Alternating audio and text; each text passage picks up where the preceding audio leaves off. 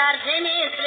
بیت جربر نایی تب کرده فرخونده با هیکل گنده گردیده وقت امتحانات نهایی دوشیزگان هی نمره میکنن جدایی ای باش خدا رنجت روغه ازت پریده اون کس که یک سال تو کلاس سخت جویده ممتحن اومد تو کلاس به پا نبینه نوت ها رو بردار و قایم کن توی سینه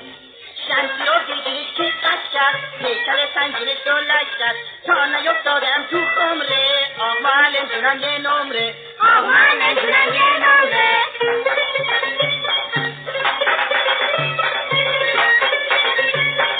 بطانه و عدم بارون میرن با هم این کلش آهد اندر گرفتیتش وان دیگری ماهه کلش پر از کاهه مغز سر این هر دوتا دختر درسته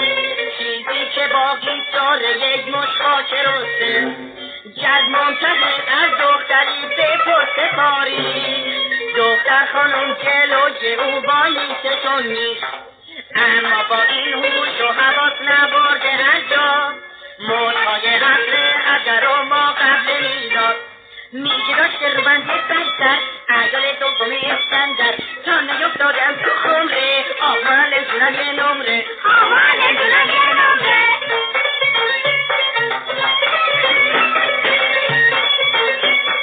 اختر پریشونه چیزی نمیدونه نه دنیا کرده هر شب نماز کرده با پای لخت و رفته به راه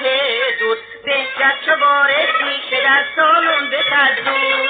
آفسته میگه زیر لب جا کورسیلامون گر امتحانش خوب بشه میفرسته دوران یک گوش چوب نایلون برای آن شریزان فخری اگر نمره های عالی بیاره میگه اینم معجزه دیلاماره